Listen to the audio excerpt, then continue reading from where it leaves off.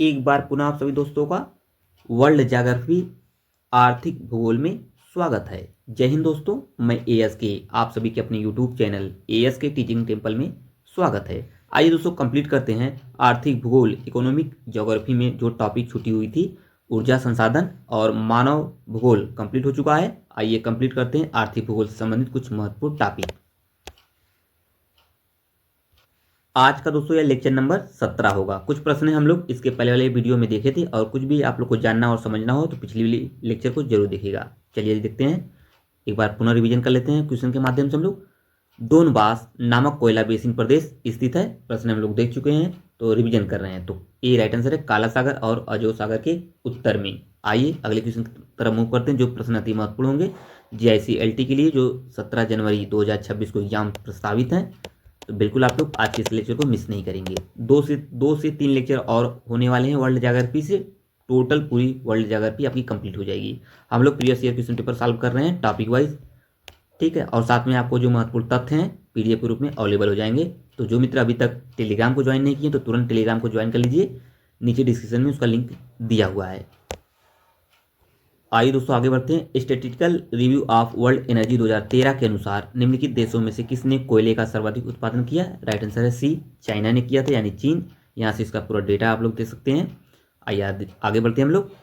ऊर्जा संसाधन, ये सभी महत्वपूर्ण फैक्ट्स हैं यानी तथ्यात्मक प्रश्न हैं, किस तरीके से पूछे गए हैं टॉपिक वाइज, तो ये आपको पीडीएफ के रूप में अवेलेबल हो जाएगा। निश्चिंत रहिए, अच्छे से हम लोग केवल प्रश्नों को सॉल्व करते रहिए। ये दोस्तों है, देखिए तीसरा प्रश्न पूछा गया इस टॉपिक से। ऊर्जा संसाधन से कारागांडा कोयला क्षेत्र, कारागांडा कोयला क्षेत्र अवस्थित है कहाँ पे? कमेंट करते रहिए साथ में आप लोग भी, ठीक है।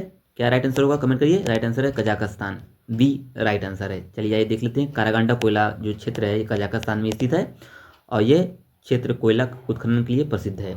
चलिए आगे बढ़ते हैं। चौथा क्वेश्चन देखते हैं। कारागांडा बेसिन उत्खनन के लिए प्रसिद्ध है, किसके लिए? कोयला के लिए। अभी हम लोग देख के आ रहे हैं ऊपर। तो आइए आगे बढ़ते हैं। पांचवा प्रश्न देखते हैं। आप लोग वीडियो क्लास तक बने रहिए। जो मित्र अभी तक चैनल पर पहली बार वॉच कर रहे हैं चैनल वीडियो को, तो बिल्कुल चैनल को सब्सक्राइब कर लेंगे। एएस के टीचिंग टेम्पल को मैं एक बार आप लोग को रिकमेंड भी करूंगा, तो एक बार आप लोग एएस के टीचिंग टेम्पल को विजिट करिए। बहुत ही शानदार तरीके से कंपटीटिव एग्जाम की तैयारी कराई जाती है, खासकर दोस्तों एलटी एग्जाम जो 17 जनवरी 2026 को एग्जाम्स होने हैं। तो बिल्कुल आप लोग एक बार आइए चैनल पर विजिट करिए। सभी प्लेलिस्ट बनी है हर सब्जेक्ट की। दक्षिणी अमेरिका के निम्नलिखित राष्ट्रों में कौन पेट्रोल उत्पादन के लिए नहीं जाना जाता? चिली। हम लोग रिवीजन कर रहे हैं इसके पहले वाले लेक्चर में, 16वें लेक्चर में हम लोग ये सभी प्रश्न देखे थे। इसका राइट आंसर दोस्तों सी, चिली होगा। आइए आगे बढ़ते हैं। पांचवा प्रश्न हो गया। छठवां प्रश्न देखते हैं हम लोग। छठवां प्रश्न क्या कह रहा है, यहाँ से इसका पूरा व्याख्या भी आप लोग देख सकते हैं। जो तथ्य अति महत्वपूर्ण होंगे हम लोग उसका व्याख्या भी देखेंगे साथ में। देखिए, निम्नलिखित देशों में से किस में जल विद्युत शक्ति की संभाव्यता उच्चतम है? तो किस में है? चाइना में। चलिए नेक्स्ट क्वेश्चन की तरफ मूव करते हैं हम लोग। आइए दोस्तों आगे बढ़ते हैं। निम्नलिखित देशों में से किस में बिजली का मुख्य स्रोत जल शक्ति है? राइट आंसर क्या होगा कमेंट करिए। नॉर्वे, सी राइट आंसर होगा। तो आइए आगे बढ़ते हैं हम लोग। अगला प्रश्न देखते हैं। आठवां क्वेश्चन कह रहा है दोस्तों, निम्नलिखित में से कौन से तेल क्षेत्र इराक में स्थित नहीं है? मतलब इराक में कौन सा तेल क्षेत्र स्थित नहीं है? किरकुक, मारून, जुबैर, घवार। तो बिल्कुल आप लोग कमेंट करिए। आठवीं का राइट आंसर दोस्तों होगा क्या? आठवीं का राइट आंसर सी, यानी 2 और 4, यानी मारून और आपका घवार। ये देखिए प्रश्न में पूछा गया। तो जो मित्र UP TGT and PGT exam की तैयारी कर रहे हैं और नई वैकेंसी साथ में लग गई है दोस्तों, जल्द ही आने वाली है, तो बिल्कुल आप लोग अच्छे से एएस के टीचिंग टेम्पल को सब्सक्राइब कर लिए। बहुत ही शानदार तरीके से हम लोग अगले एग्जाम के लिए भी तैयारी करेंगे। तो बिल्कुल आप लोग बने रहिए। जल्दी दोस्तों नए सेशन से 2026 से नए सेशन से बहुत ही शानदार तरीके से लेक्चर आने वाले हैं, तो बिल्कुल आप लोग मिस मत करिएगा। आज की सीरीज को बिल्कुल आप लोग अच्छे से देखिएगा, वीडियो क्लास तक बने रहिए। आज के सेशन को लाइक शेयर जरूर कर दीजिए, कमेंट करके जरूर बताएंगे आज का लेक्चर कैसा लगा। चलिए आगे बढ़ते हैं। सी राइट आंसर यहाँ पे देख सकते हैं 2 और 4। चलिए आगे बढ़ते हैं। देखिए ये सभी फैक्ट्स हैं इस टॉपिक से रिलेटेड, किस तरीके से हैं ये सभी आपको टेलीग्राम पे मिल जाएंगे पीडीएफ के रूप में। चलिए दोस्तों आपकी अगली टॉपिक आ गई है खनिज संसाधन। आइए देखते हैं इस टॉपिक से किस प्रकार प्रश्न पूछे हैं, कैसा महत्वपूर्ण करेगा, मतलब एग्जाम में जो 17 जनवरी एग्जाम है किस तरीके से वहाँ से प्रश्न बन सकते हैं। आइए हम लोग समझने का प्रयास करेंगे। इसका पहला प्रश्न बना है दोस्तों, निम्नलिखित में से किस खनिज में जापान लगभग आत्मनिर्भर है? किस में? तो तांबा में है, डी राइट आंसर है, ध्यान में रखिएगा, ठीक है। आइए आगे बढ़ते हैं। वर्ष 2013 दोस्तों 13 में विश्व में अधोलिखित देशों में से कौन सा देश यूरेनियम के उत्पादन में अग्रणी है या अग्रणी रहा है? तो राइट आंसर दोस्तों आपका कजाकिस्तान राइट आंसर होगा। चलिए आगे बढ़ते हैं। यहाँ से इसका डेटा भी देख सकते हैं, सारी चीज़ें मेंशन की गई हैं। तो आइए अगले क्वेश्चन की तरफ मूव करते हैं हम लोग। तीसरे प्रश्न की तरफ। तीसरा प्रश्न क्या कह रहा है दोस्तों, यहाँ पे देखेंगे। तीसरा प्रश्न कह रहा है दोस्तों, यहाँ पे देखेंगे सूची 1 सूची 2 को मिलान करना है। तो खनिज और प्रमुख उत्पादक तो कौन कौन से हैं? मैग्नीज, तांबा, बॉक्साइट, यूरेनियम। किससे कौन संबंधित है? यहाँ से राइट आंसर क्या होगा, कमेंट करिए। राइट आंसर है बी, मतलब 4 3 2 1 राइट आंसर है। तो आइए आगे बढ़ते हम लोग। अगला प्रश्न देखेंगे यहाँ से क्या कह रहा है, चौथा प्रश्न है। देखिए चौथा प्रश्न आइए देखते हैं हम लोग क्या है चौथा। यहाँ से इसको पहले मिला लेते हैं एक बार। देखिए मैग्नीज है आपका दोस्तों दक्षिण अफ्रीका, तांबा Chile, bauxite Australia, uranium Kazakhstan. देखिए यहाँ से प्रश्न ऐसे ही आने वाले हैं, तो संभावित प्रश्न है सभी, तो बिल्कुल आप लोग अच्छे से समझते हुए चलिए। किसी भी प्रश्न पर कोई डाउट हो या कुछ आपको डाउट हो रहा है किसी चीज़ पर लेकर, तो बिल्कुल आप लोग कमेंट कर सकते हैं और अपना सजेशन जरूर दीजिएगा, सुझाव जरूर दीजिएगा, कमेंट में जरूर मेंशन करिएगा, ठीक है। एंड दोस्तों अगला क्वेश्चन क्या है, निम्नलिखित में से कौन सा एक खनन नगर का उदाहरण नहीं है? तो कौन नहीं है? Right answer Tehran, D right answer होगा। चलिए नेक्स्ट क्वेश्चन की तरफ मूव करते हैं हम लोग दोस्तों। यहाँ से देख सकते हैं सारी चीज़ों को। पांचवा प्रश्न देखते हैं, विश्व के 2 शीर्ष अग्रणी टीन उत्पादक देश कौन है? तो राइट आंसर क्या होगा, कमेंट करिए। चाइना एंड इंडोनेशिया 2 शीर्ष अग्रणी टीन उत्पादक देश हैं, ध्यान में रखेंगे। आपकी अगली टॉपिक आ गई दोस्तों उद्योग। आप लोग अपना सपोर्ट सहयोग बनाए रखिए एएस के टीचिंग टेम्पल पर। जल्द से जल्द दोस्तों आप लोग की सपोर्ट की वजह से 1000 प्लस सब्सक्राइबर कंप्लीट हो जाएंगे। जल्द से जल्द आप लोग अपना सहयोग बनाए रखिए। 500 प्लस हो चुके हैं दोस्तों, ये आप लोग का सहयोग रहा। बहुत ही जल्द लोग आप लोग इसी तरीके से अपना सपोर्ट सहयोग बनाए रखिए। बहुत ही जल्द दोस्तों हम लोग 1000 प्लस सब्सक्राइबर जल्दी कर लेंगे। चलिए आइए बढ़ते हैं हम लोग और देखते रहिए दोस्तों, इसी तरीके से बहुत ही शानदार तरीके से हम लोग लेक्चर लाते रहेंगे कॉम्पिटिटिव एग्जाम की तैयारी कराने के लिए। तो बिल्कुल आप लोग जुड़े रहिए, समझते रहिए। आइए आगे बढ़ते हैं। निम्नलिखित में से किसने औद्योगिक अवस्थिति सिद्धांत, ये प्रश्न महत्वपूर्ण है, स्टार्ट कर लीजिए। औद्योगिक अवस्थिति सिद्धांत को प्रतिपादित किया था किसने? बेबर, ए बेबर राइट आंसर है, ध्यान में रखिएगा। ऐसे ही प्रश्न देखिए आने की संभावना है। जो मित्र टीजीटी एंड पीजीटी एग्जाम की तैयारी कर रहे हैं, तो देखिए ये पूरा टॉपिक ही है उसमें है, तो अच्छे से आप लोग सारी चीज़ों को मैं टॉपिक वाइज एंड सिलेबस के अकॉर्डिंग कंप्लीट कराया हूँ। तो एक बार आप लोग चैनल को जरूर विजिट करिएगा। यहाँ से देखिए कौन सी चीज़ें किस तरीके से हैं, यहाँ से देख सकते हैं कौन सा सिद्धांत प्रतिपादित किया था। और देखिए इस सिद्धांत में समान पूर्ण परिवहन लागत के स्थानों को मिलाने वाली रेखा को आइसोटोपिन कहा जाता है। अच्छा क्वेश्चन है, अच्छा तथ्य है। चलिए दूसरा क्वेश्चन देखते हैं हम लोग। दूसरा दोस्तों क्या बनेगा यहाँ पे, ए बेवर के औद्योगिक अवस्थिति प्रतिमान में समान संपूर्ण परिवहन लागत के स्थानों को मिलाने वाली रेखा क्या कहलाती है? अभी हम लोग देख क्या रहे हैं, आइसोटोपिन। इंपॉर्टेंट क्वेश्चन है, ध्यान में रखिएगा। चलिए आगे बढ़ते हैं। तीसरा क्वेश्चन कह रहा है दोस्तों यहाँ पे, निम्नलिखित विद्वानों में कौन उद्योगों के स्थानीयकरण में न्यूनतम लागत के सिद्धांत का समर्थक है? तो स्टार करिए, ट्रिपल स्टार करिए। राइट आंसर क्या होगा, हुबर, EM हुबर। ये भी प्रश्न पूछा गया है, हम लोग प्रीवियस ईयर क्वेश्चन पेपर को ही सॉल्व कर रहे हैं दोस्तों, व्याख्या सहित। तो ध्यान में रखिएगा, अच्छा प्रश्न है, तो मिस मत करिएगा सीरीज को और शेयर कर दीजिए अपने मित्रों ग्रुप में, जो भी मित्र आप सभी दोस्तों का ग्रुप हो या सर्कल हो। निम्नलिखित में से किसने अपने औद्योगिक अवस्थापना सिद्धांत में लॉरेन हट के स्थिति त्रिभुज का प्रयोग किया था? तो किसने किया था? तो बेवर ही थे, राइट आंसर है, स्टार करेंगे। ये भी प्रश्न बेहद ही महत्वपूर्ण है। आइए आगे बढ़ते हैं हम लोग। आइए दोस्तों आगे बढ़ते हैं। निम्नलिखित में से किसने औद्योगिक के स्तर निर्धारण हेतु संयुक्त विधि का उपयोग किया था? तो राइट आंसर है CF जोन्स ने, सी यहाँ पे राइट आंसर हो जाएगा। आइए आगे बढ़ते हैं, यहाँ से देख सकते हैं सारी चीज़ों को। आइए छठा प्रश्न देखते हैं हम लोग। छठा क्वेश्चन कह रहा है दोस्तों, निम्नलिखित में से कौन सा विश्व का बृहत्तम एकल औद्योगिक प्रदेश का उदाहरण है?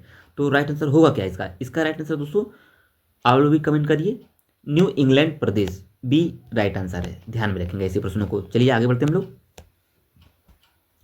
यहाँ से देख सकते हैं दोस्तों किस तरीके से सारे महत्वपूर्ण फैक्ट्स इसमें मेंशन किए गए हैं, तो बिल्कुल आप लोग टेलीग्राम से जुड़ जाइए ये सभी PDF पाने के लिए। चलिए आगे बढ़ते हैं। 7वां क्वेश्चन, निम्नलिखित सूती वस्त्रोत्पादक केंद्रों में से कौन जर्मनी में स्थित है? तो कौन स्थित है? तो राइट आंसर है वुपरटाल, बी राइट आंसर होगा। चलिए आगे बढ़ते हैं, 7वां हो गया। 8वां क्वेश्चन हम लोग देखेंगे। आठवां क्वेश्चन क्या कह रहा है, यहाँ से देखने का प्रयास करेंगे। 8वां, ठीक है। चलिए, रॉटरडम निम्नलिखित उद्योगों में से किसके लिए जाना जाता है? तो किसके लिए जाना है रॉटरडम जाना जाता है दोस्तों पोत निर्माण के उद्योग के लिए। ये प्रश्न अच्छा है, इंपॉर्टेंट है, ध्यान में रखिएगा। रॉटरडम जो है पोत निर्माण उद्योग के लिए विशेष रूप से जाना जाता है। तो 9वां प्रश्न क्या है, आइए हम लोग देखते हैं। 9वां दोस्तों यहाँ पे बनेगा, कह रहा है निम्नलिखित में से विश्व के किस देश में बाजार आधारित इस्पात उद्योग है? तो जापान है, इस्पात उद्योग जापान में है। अच्छा प्रश्न है ये भी, सकते हैं सारी चीज़ों को PDF ले लीजिएगा, अच्छे से रिवीजन जरूर कर लीजिएगा एग्जाम देने से पहले। सीमेंट उद्योग समानता अवस्थित है कहाँ पे? ए कच्चे माल के स्रोत के निकट, जो सीमेंट उद्योग है कच्चे माल के निकट अवस्थित है। चलिए दोस्तों आगे बढ़ते हैं, अगला क्वेश्चन देखते हैं 11। 11 क्वेश्चन कह रहा है दोस्तों यहाँ से देख सकते हैं सारी चीज़ें, ठीक है। चलिए नेक्स्ट क्वेश्चन की तरफ। जापान विश्व का अग्रणी औद्योगिक राष्ट्र बन गया है क्योंकि किसके लिए? तो राइट आंसर है डी, उसके पास उच्च तकनीक है, तो ये इसकी वजह से वह औद्योगिक राष्ट्र, उच्च अग्रणी औद्योगिक राष्ट्र बन चुका है। चलिए आगे बढ़ते हैं, अगला प्रश्न देखेंगे। चलिए दोस्तों एक टॉपिक और कंप्लीट हो गई। आइए नेक्स्ट टॉपिक हमारी है कृषि, एग्रीकल्चर। यहाँ से भी प्रश्न बनते हैं तो अच्छे से समझने का प्रयास करेंगे जो प्रीवियस ईयर क्वेश्चन पेपर बने हैं। तो आइए समझते हैं। निम्नलिखित देशों में से या निम्नलिखित किस देश में गेहूं उत्पादन के लिए विपरीत भौतिक परिस्थितियों के होते हुए भी गेहूं का प्रति हेक्टेयर उत्पादन बहुत अधिक है? तो कहाँ पे? तो नीदरलैंड, डी राइट आंसर होगा, ध्यान में रखेंगे। आइए ये सभी डेटा है, आप लोग देख सकते हैं FAO का। आगे बढ़ते हैं। निम्नलिखित देशों में से कौन सा अपने गेहूं उत्पादन का लगभग 2/3 निर्यात करता है? तो यह देखिए थोड़ा सा विवादित प्रश्न है, आइए देख लेते हैं किस तरीके से। दूसरा इसका व्याख्या देखते हैं तो क्लियर हो जाएंगी चीज़ें। देखिए यहाँ पे प्रश्न काल में अर्जेंटीना एवं ऑस्ट्रेलिया दोनों अपनी गेहूं उत्पादन का लगभग 2/3 निर्यात करते हैं, परंतु वर्तमान में FAO के वर्ष 2022 के आंकड़े के अनुसार चीज़ें मेंशन की गई, यहाँ पे देख सकते हैं, ठीक है। तो इसके अकॉर्डिंग देख सकते हैं ऑस्ट्रेलिया 3/4 से भी अधिक है। चलिए आगे बढ़ते हैं हम लोग। निम्नलिखित में से कौन सा देश मक्का का दूसरा सबसे बड़ा उत्पादक है? तो कौन है? चाइना। चलिए नेक्स्ट क्वेश्चन की तरफ मूव करते हैं हम लोग। अगला प्रश्न देखेंगे यहाँ पे। क्वेश्चन है दोस्तों हो गया इसका राइट आंसर, ठीक है। ब्राजील के बाद निम्नलिखित देशों में से कौन सा 2014 में संसार में गन्ने का द्वितीय सर्वाधिक उत्पादक देश रहा है? तो राइट आंसर भारत, पता होगा, इजी क्वेश्चन है ये। आइए आगे बढ़ते हैं। अगला क्वेश्चन बनेगा यहाँ पे। संयुक्त राज्य अमेरिका की कपास मेखला की उत्तरी सीमा का निर्धारण होता है किसके लिए? 200 पाला रहित दिन होना चाहिए कपास के लिए, ये शर्त है, ये आपको पता होना चाहिए। आप लोग थ्योरी पढ़े होंगे तो चीज़ें आसान है, ठीक है। यहाँ से देख सकते हैं क्या है चीज़ें। पाँचवा तो देख सकते हैं संयुक्त राज्य अमेरिका की कपास जो पेटी है वर्जीनिया के दक्षिण से लेकर पश्चिमी टेक्सास एल्कोहोमा तक के क्षेत्र तक विस्तृत है। इस पेटी की चीज़ें इस तरीके से इसमें चीज़ें मेंशन की गई हैं और 37 डिग्री उत्तरी अक्षांश के समानांतर पाई जाती हैं। और पाला कितने दिन के लिए होता है? 200 से लेकर 210 तक दिनों तक पाला रहित जलवायु द्वारा निर्धारित होती है। ये प्रश्न कई बार पूछा गया तो ध्यान में रखेंगे, अच्छा प्रश्न है। चलिए आगे बढ़ते हैं। औद्योगिक स्टार कर लीजिएगा, ऊपर वाला प्रश्न है। औद्योगिक देशों में से कौन सा देश विश्व में वर्ष 2013 में चाय के उत्पादन में अग्रणी रहा है? तो चाइना ही है, बी राइट आंसर है, ध्यान में रखिएगा। आइए आगे बढ़ते हैं। अगला क्वेश्चन देखते हैं दोस्तों हम लोग, यहाँ से सारी चीज़ें देखते रहिए। अरेबिका एवं रोबस्टा किसमें है? किसकी? स्टार नहीं ट्रिपल स्टार करेंगे, ऐसे प्रश्नों को बिल्कुल मिस नहीं करेंगे। चाय, कॉफ़ी, मक्के या कपास, तो किसका है? कॉफ़ी की। जो अरेबिका एवं रोबस्टा ये किसमें है? कॉफ़ी की। बहुत पूछा है एग्जाम में, तो चीज़ें मैं बता रहा हूँ उसको आप लोग समझने का प्रयास करेंगे और स्टार कर लेंगे। अरेबिका रोबस्टा कॉफ़ी की किस्में है, इसके अतिरिक्त लिबेरिका, एक्सेसेल्सा आदि ये कॉफ़ी की अन्य किस्में हैं। देखिए इसे भी थोड़ा ध्यान में रखते रहिए क्योंकि ये प्रश्न कई बार पूछा जा सकता है। इसमें किसी में हेर फेर करेगा तो कन्फ्यूज होइएगा मत आप लोग। चलिए आगे बढ़ते हैं हम लोग, यहाँ से देखते हैं आगे कौन सा क्वेश्चन बनता है। आठवां क्वेश्चन कह रहा है दोस्तों, निम्नलिखित देशों में से कौन विश्व में रेशम का सबसे बड़ा आयातक देश है? तो चाइना ही है, डी राइट आंसर, ध्यान में रखेंगे। निम्नलिखित देशों में कौन मसाले के लिए नहीं जाना जाता है? सभी यहाँ से आप लोग देख सकते हैं, राइट आंसर है सी, माल्टा मसालों के लिए नहीं जाना जाता। यहाँ से देखिए दोस्तों, माल्टा जो है, माल्टा भूमध्य सागर में स्थित एक छोटा सा द्वीपीय देश है, तो ध्यान में रखिए। इसकी राजधानी है वल्लेट्टा, ठीक है, ध्यान में रखिएगा। चलिए आगे बढ़ते हैं हम लोग। पशुधन, रैचन एवं मक्का उत्पादन भली भांति समायोजित है, तो संयुक्त राज्य अमेरिका में, डी राइट आंसर है, ध्यान में रखिएगा। आइए आगे बढ़ते हैं। अगला प्रश्न देखेंगे 11 क्वेश्चन कह रहा है दोस्तों यहाँ पे, ब्यूनस आयर्स व रोजारियो के मध्य स्थित कृषि पेटी विख्यात है किसके लिए? की विख्यात है? आप लोग कमेंट करिए, मक्का के लिए, कपास के लिए, अल्फाल्फा के लिए या पशुधन के लिए। तो राइट आंसर दोस्तों यहाँ हो जाएगा डी, मतलब ACD सही है। AC मतलब मक्का, अल्फाल्फा और पशुधन के लिए। चलिए आगे बढ़ते हैं। अगला क्वेश्चन देखेंगे हम लोग यहाँ पे, क्वेश्चन है 12, कह रहा है कृषि नगर विकास उपागम विकास अनुभव पर आधारित है, तो एशियाई देशों में, डी राइट आंसर है। चलिए आगे बढ़ते हैं हम लोग। ये है जो ये हुआ है दोस्तों, जबकि यह मिडल के विचारों से उत्पन्न हुआ है, जबकि इसे सर्वप्रथम फ्रीडमैन और डगलस द्वारा नगोया सम्मेलन में प्रस्तुत किया गया था, ध्यान में रखिएगा। डॉगर बैंक, इजी क्वेश्चन, इंग्लैंड के पूर्व में डॉगर बैंक स्थित है, इंग्लैंड के पूर्व में, ध्यान में रखिएगा। प्रश्न पूछा गया तो चीज़ें समझने का प्रयास करते रहिए आप लोग। और आइए आगे बढ़ते हैं, ठीक है। चलिए आगे बढ़ते हैं। यहाँ से देख सकते हैं डॉगर बैंक जो है ये यूके के पूर्व में उत्तरी सागर में अवस्थित है। यह मछली पकड़ने का केंद्र है केंद्र के रूप में प्रसिद्ध है। वहीं कनाडा में न्यूफाउंडलैंड के दक्षिण में पूर्व में ग्रांट बैंक भी स्थित है। ये प्रश्न पूछे गए हैं। निम्नलिखित में से किसी यूटिलिटी द्वारा संसार को कृषि प्रदेशों में विभाजित करने के लिए एक आधार के रूप में लिया गया है। इंपॉर्टेंट है, ट्रिपल स्टार के लिए। राइट आंसर है फसल एवं पशुधन साहचर्य के लिए। चलिए, अच्छा प्रश्न है, ध्यान में रखिएगा। और यूटिलिटी से प्रश्न लगातार एग्जाम में आए हुए हैं, तो आप लोग अच्छे से रिवीजन जरूर कर लीजिएगा। चलिए नेक्स्ट क्वेश्चन की तरफ पहुंचते हैं हम लोग। देखते हैं अगला क्वेश्चन 15। निम्नलिखित युगों में कौन सुमिलित नहीं है? तो कौन नहीं है, पढ़िए अच्छे से, कमेंट करिए। गलत नहीं होना चाहिए, डी राइट आंसर होगा यहाँ पे। भूमध्य सागरीय कृषि, तो राइट आंसर है यहाँ पे डी सूडान। तो मतलब ये गलत है, मतलब ये गलत है, ध्यान में रखिएगा। चलिए आगे बढ़ते हैं हम लोग। कह रहा है विश्व के कृषि प्रदेशों के सीमांकन में डी यूटिलिटी ने निम्नलिखित कार्यों में किसका प्रयोग नहीं किया है? तो यूटिलिटी ने किसका प्रयोग नहीं किया है, ध्यान में रखिएगा। तो राइट आंसर यहाँ पे होगा बी, भू स्वामित्व एवं भू धृति। यहाँ पे बी राइट आंसर है। चलिए 16-17 क्वेश्चन की तरफ मूव करते हैं हम लोग। यहाँ सारी चीज़ें इसके विषय में आप लोग पढ़ सकते हैं। यूटिलिटी के विषय में इन्होंने 5 मुख्य कारकों का प्रयोग किया था। वो 5 कारक कौन कौन से यहाँ पे मेंशन किया गया। PDF लेकर आप लोग एक बार अच्छे से जरूर पढ़ लीजिएगा। निम्नलिखित कथनों पर विचार करिए तथा नीचे दिए कूट का सही उत्तर चुनना है। तो कथन है दोस्तों, दक्षिणी पूर्व एशिया में जो बागाती कृषि अत्यधिक विकसित है। इसका कारण है दोस्तों, दक्षिण पूर्वी एशिया में लंबे समय तक यूरोपीय शासन में रहा है, इसकी वजह से। तो कौन सा राइट आंसर होगा? बी। ये यार दोनों सत्य है, परंतु आर्य का सही व्याख्या नहीं करता। तो अच्छा क्वेश्चन, ध्यान रखिएगा। चलिए नेक्स्ट क्वेश्चन की तरफ मूव करते हैं हम लोग। अगला क्वेश्चन क्या होगा? 18। निम्नलिखित कथनों पर विचार करना है, तो कर लेते हैं। चीन में उच्च जनसंख्या घनत्व नदी घाटियों और पूर्वी तटीय मैदानों में पाया जाता है। इसका कारण है दोस्तों, चीन के लोगों का मुख्य व्यवसाय क्या है? कृषि है। तो सही क्या है, कमेंट करके बताएंगे आप लोग। 18 का सही होगा दोस्तों यहाँ पे क्या है? बी, मतलब ए आर दोनों सही, इसका भी, परंतु व्याख्या नहीं करता है। ठीक है, ध्यान में रखेंगे। आइए आगे बढ़ते हैं हम लोग। 19 क्वेश्चन की तरफ पहुंच चुके हैं। 19 क्वेश्चन क्या कह रहा है, आइए देखते हैं। कह रहा है कथन है विश्व का 2/3 से अधिक सिंचित क्षेत्रफल एशिया में पाया जाता है। इसका कारण है दोस्तों, पूर्वी दक्षिणी एवं दक्षिण पूर्वी एशिया की जनसंख्या विश्व की कुल जनसंख्या से आधे से अधिक है। तो क्या ये दोनों सही है एक दूसरे से प्रति? तो मिलाइए। राइट आंसर इसका भी बी हो जाएगा। कथन कारक दोनों सही है, परंतु कथन का स्पष्टीकरण नहीं करता। ये भी प्रश्न देखिए इंपॉर्टेंट है। तो इन अच्छे से कथन कारक वाले प्रश्नों को सीरीज को जरूर देख लीजिएगा। यहीं से डायरेक्टली प्रश्न बनेंगे आपको एग्जाम में, तो बिल्कुल तरीके से, क्योंकि हम लोग प्रीवियस ईयर क्वेश्चन पेपर को सॉल्व कर रहे हैं, अच्छे से प्रश्न आ रहे हैं। ठीक है, आइए आगे बढ़ते हैं। निम्न में से किस देश की स्थानांतरण कृषि को तमराई के नाम से जाना जाता है? स्टार नहीं, ट्रिपल स्टार करेंगे। किस कृषि को तमराई के नाम से जाना जाता है? थाईलैंड। बहुत बार पूछा है, कूट के लिए यानी मिलान करने के लिए कूट देगा, इस तरीके का प्रश्न है। स्थानांतरण कृषि से संबंधित निम्नांकित युगों में से कौन सही सुमेलित नहीं है? तो राइट आंसर क्या होगा? 21 का। तो आइए देख लेते हैं। राइट आंसर क्या होगा 21 का दोस्तों? यहाँ पे हो जाएगा क्या? बी राइट आंसर है, ध्यान में रखिएगा। ठीक है, बी। चलिए आगे बढ़ते हैं। तुंगिया ये म्यांमार से संबंधित है, ध्यान में रखिएगा। निम्नलिखित में से कौन सुमेलित नहीं है?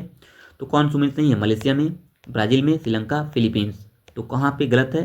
तो कमेंट करिए। सी राइट आंसर, मतलब इसमें श्रीलंका तुंगिया, ये जो कि म्यांमार का है। अभी हम लोग ऊपर देख के आ रहे हैं, ये म्यांमार का है, ध्यान में रखिएगा।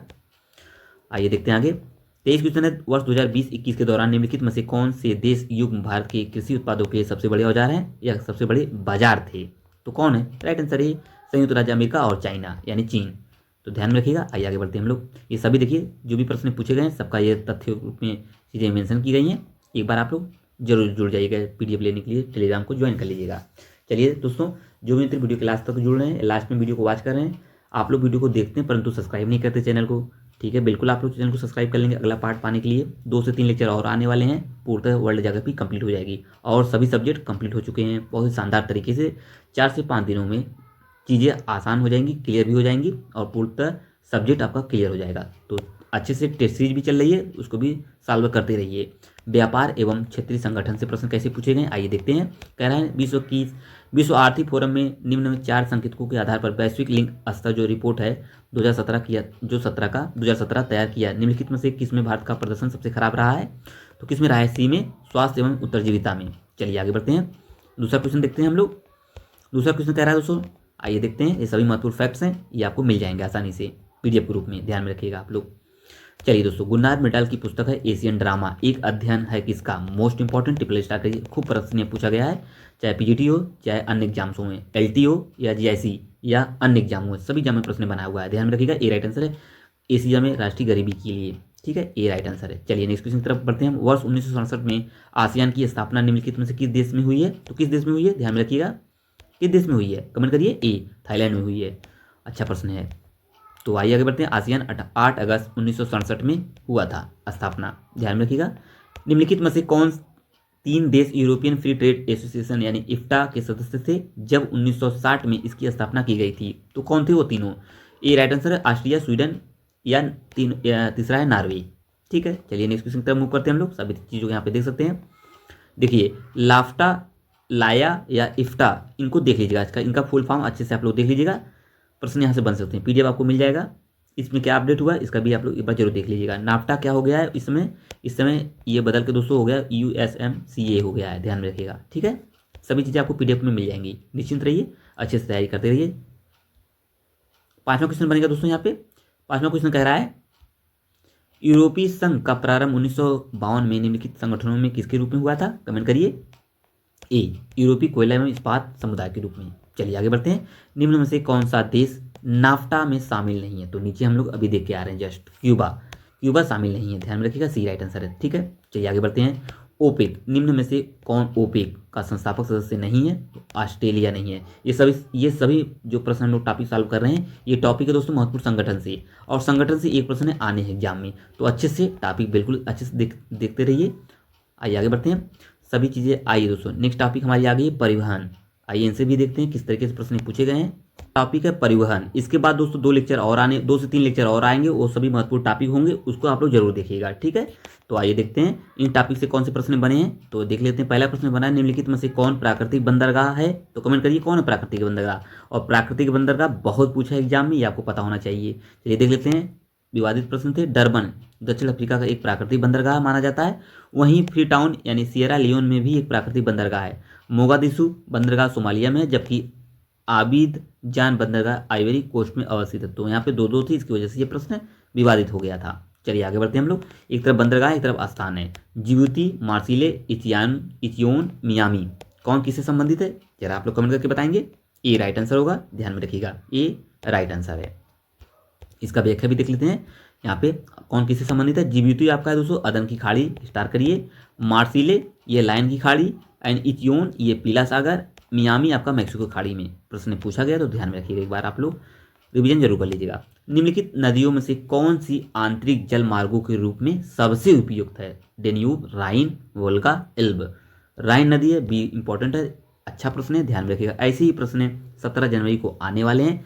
मैं सभी शिफ्ट का एनालिसिस करने के बाद दोस्तों इस तरीके से चीज़ों को कह रहा हूँ, आपको अवेयर कर रहा हूँ, आप लोग अच्छे समझने का प्रयास करेंगे। जो चीज़ें आपको जिस टॉपिक से आपसे प्रश्न ज़्यादा गलत हो रहे हैं उस टॉपिक को रिवीजन करते रहिए, समय अभी है तो अच्छे से चीज़ों को क्लियर करते हुए चलिए। ठीक है, जो आइए आगे बढ़ेंगे। पनामा नहर मिलाती है, ये भी देखिए प्रश्न बहुत पूछा है, स्टार कर लीजिए। किसे मिलाती है? प्रशांत महासागर, अटलांटिक महासागर। देखिए ये प्रश्न अभी आरओ का जो एग्जाम हुआ उसमें ये प्रश्न पूछा गया था, तो मिस बिल्कुल मत करिएगा। मैपिंग से भी प्रश्न आएंगे, तो मैपिंग क्लियर करते रहिए आप लोग धीरे धीरे, और इंडियन मैपिंग और वर्ल्ड मैपिंग ध्यान में रखिएगा, तो इस प्रश्न को अच्छे से तैयार कर लीजिए। चलिए नेक्स्ट क्वेश्चन की तरफ मूव करते हैं हम लोग। यहाँ से देख सकते हैं प्रशांत महासागर अटलांटिक महासागर को जोड़ती है पनामा नहर। पनामा के विषय में जरूर पढ़ लीजिएगा आप लोग। 5वां प्रश्न है दोस्तों यहाँ पे, सूची 1 सूची 2 को मिलान करना है। सूची 1 में सागर बंदरगाह है, दूसरा है देश, मतलब किस देश में कौन सी बंदरगाह है? Beirut, Montevideo, Lagos, Busan. तो मिलाइए एक बार अच्छे से, तो राइट आंसर यहाँ पे हो जाएगा डी देख लीजिएगा, यहाँ पे हो जाएगा। आइए इसका व्याख्या पूरा देख लेते हैं। व्याख्या कह रहा है सागर मतलब बेरूत है दोस्तों, ये है लेबनान में। मॉन्टेविडियो उरुग्वे में, लागोस नाइजीरिया में, बुसान दक्षिण कोरिया में। 4 है दोस्तों, अगर इसमें 1 से 2 अगर आपको याद है तो आसानी से ये कूट वाले प्रश्न मतलब ये वाले मिलाने वाले प्रश्न ईजी हो जाते हैं। बट कभी कभी दोस्तों ऐसा होता है कि एक प्रश्न ढूंढने अगर एक के मिल जाने के बाद भी मिलता नहीं, 2 के मिल जाने के बाद भी नहीं मिलता, कभी कभी ईजी आ जाते हैं, तो चीज़ें आसान हो जाती हैं हम लोग के लिए। ठीक है, चलिए आगे बढ़ते हैं। बोसोफोरस या बोसोफोरस रेल सुरंग जिसका उद्घाटन 29 अक्टूबर 2013 को हुआ, निम्नलिखित में से किस देश में स्थित है? तो कमेंट करिए टर्की में, डी राइट आंसर होगा। चलिए 7वें प्रश्न की तरफ हम लोग मूव करते हैं। ये सभी फैक्ट्स मैं बार बार इसलिए कह रहा हूँ दोस्तों जोर देकर, एक पीडीएफ मिलने के बाद दोस्तों जो ये महत्वपूर्ण तथ्य है ना, इसे एक बार जरूर आप लोग रिवीजन कर लीजिएगा एग्जाम देने से पहले, क्योंकि हूबहू यहाँ से प्रश्न बन सकते हैं, इसकी मुझे प्रबल संभावना दिख रही है। तो अच्छे से टॉपिक वाइज चीज़ें हैं पीडीएफ के रूप में आपको मिल जा रही हैं, अच्छे से जरूर तैयार कर लीजिएगा। ठीक है, चलिए आगे बढ़ते हैं। अगला प्रश्न यहाँ दोस्तों 7वां प्रश्न पूछा जा रहा है। 7वां प्रश्न दोस्तों, इंडोनेशिया में वायु परिवहन की व्यापकता से संबंधित कौन सा तथ्य सत्य नहीं है? तो चार ऑप्शन को पढ़िए, आंसर दीजिए नीचे। राइट आंसर है सी, मतलब यहाँ अधिकांश लोग उद्योग व्यापार में संलग्न है, ये गलत है। ठीक है, ये गलत है, यहाँ पे सत्य नहीं है। ठीक है, चलिए आगे बढ़ते हैं। 8वां क्वेश्चन कह रहा है दोस्तों, कह रहा है निम्नलिखित में से कौन सा महासागरीय मार्ग व्यस्ततम है। इजी क्वेश्चन, उत्तरी अटलांटिक मार्ग बहुत पूछा गया है, इजी क्वेश्चन है, ध्यान में रखेंगे। चलिए अगला क्वेश्चन देखते हैं। अगला क्वेश्चन यहाँ पे, उत्तरी अटलांटिक महासागरीय मार्ग विश्व का सबसे सर्वाधिक व्यस्ततम समुद्री मार्ग है। 9वां, इसके बाद लास्ट क्वेश्चन होगा इस सीरीज का, लेक्चर नंबर 17 का। संसार के सर्वाधिक व्यस्त समुद्री मार्ग पाए जाते हैं कहाँ पे? सी। अभी हम लोग देख के आ रहे हैं, इंपॉर्टेंट क्वेश्चन है, बस पैटर्न बदला हुआ है प्रश्नों का। आइए आगे बढ़ते हैं। लास्ट प्रश्न है दोस्तों आज के लेक्चर नंबर 17 का, तो आज का लास्ट प्रश्न देखते हैं, कमेंट करिए आप लोग। निम्नलिखित नगरों में से किस एक को 5 समुद्रों का बंदरगाह के रूप में माना जाता है? मतलब निम्नलिखित नगरों में से किस एक को 5 समुद्रों का बंदरगाह के रूप में माना जाता है? कमेंट करिए। Istanbul, Tokyo, Moscow, Rotterdam. Right answer है मॉस्को। चलिए यहाँ से देख लीजिए, इसका व्याख्या भी आप लोग देख लीजिएगा, सारी चीज़ें मेंशन की गई हैं। आइए दोस्तों, लेक्चर कैसा लगा कमेंट करके जरूर बताएंगे। पीडीएफ के लिए टेलीग्राम को ज्वाइन करिएगा, जिसका लिंक नीचे डिस्क्रिप्शन में मेंशन किया गया है। आप लोग टेलीग्राम पर भी जाएंगे, ASK टीचिंग टेम्पल नाम सर्च करेंगे तो आसानी से वहाँ पे जुड़ जाएंगे। ठीक है, सभी पीडीएफ, क्लासरूम के लेक्चर एंड एग्जाम से रिलेटेड जानकारी सभी को वहाँ पे सब आपको आसानी से मिल जाते हैं। तो बिल्कुल आप लोग टेलीग्राम को ज्वाइन करिए, लेट मत करिएगा। चलिए आगे बढ़ते हैं। यहाँ से दोस्तों आप लोग देख सकते हैं, ये सभी महत्वपूर्ण फैक्ट्स हैं। ठीक है, मेंशन किए गए हैं, हर टॉपिक से सभी चीज़ें हैं यहाँ पे, तो इसको आप लोग मिस मत करिएगा। चलिए मिलते हैं नेक्स्ट लेक्चर में। आज का लेक्चर कैसा लगा जाने से पहले चैनल को जरूर सब्सक्राइब कर लेंगे। 2 से 3 लेक्चर और आपके होने वाले हैं, टोटल 20 लेक्चर में आपको वर्ल्ड ज्योग्राफी कंप्लीट हो जाएगा, प्रीवियस ईयर क्वेश्चन पेपर के साथ, और महत्वपूर्ण तथ्य भी आपको साथ में मिल जाएंगे पीडीएफ के रूप में। चलिए मिलते हैं नेक्स्ट लेक्चर में। जय हिंद दोस्तों, थैंक यू।